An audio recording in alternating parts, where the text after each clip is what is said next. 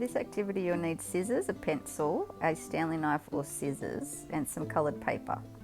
So we're just going to start by breaking up the paper. We'll just do some wavy lines for this one, just to give you the idea, and you can always do different ones later on.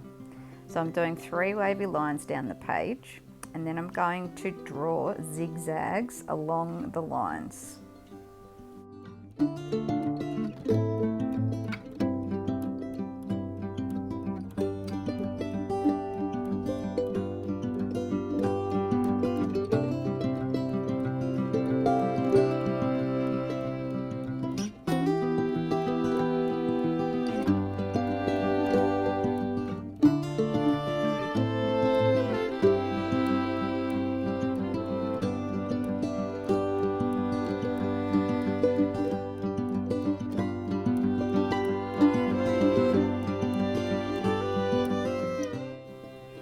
Now if you don't have a Stanley knife, you can use scissors for this part. A Stanley knife is much easier and much neater, but you need to be very careful with this because they are sharp. But if you only have scissors, you'll have to poke a hole in the page where you want to cut, because we're not going to cut out the line, we're going to cut out the zigzag part.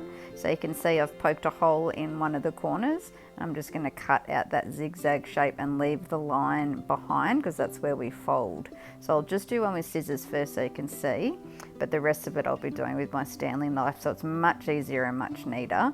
If you are using a Stanley knife, please make sure your fingers are way out of the road of the sharp bit of the knife where you're holding the paper, because I don't want you to cut yourself. So cut out all the zigzags, but don't cut out the wavy line.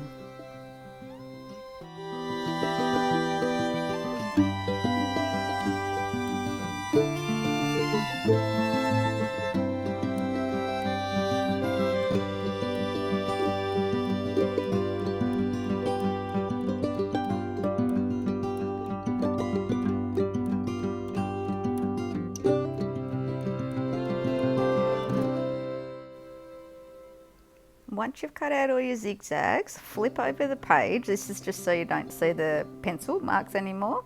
And then you're going to fold all of your zigzag parts back along that same wavy line that you drew before. So you can decide, you can make your folds really sharp, like really high, or you can push them down a bit and make them a bit lower. So once you've cut out those 3 lines, so go back and cut out the other ones as well, flip it back over and do what I'm doing here. So fold them all back.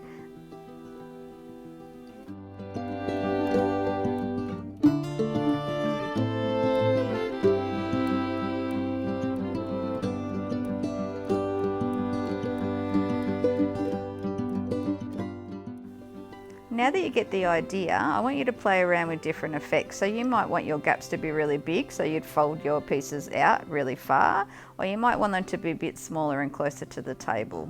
To finish it off, glue a piece of paper underneath this one just to give it more strength and to fill in the holes with a colour. So you could use black piece of paper or another colour, whatever you like. There's lots of different patterns that you could try next. You could do bumpy lines, you could do circles, folding out each edge of the circle is interesting. You could cut out rectangles with 2 different directions of paper going out from the middle. You could do more figurative stuff, trees, things like that, and stand them up. Or you could try triangles again in a different way. Have fun.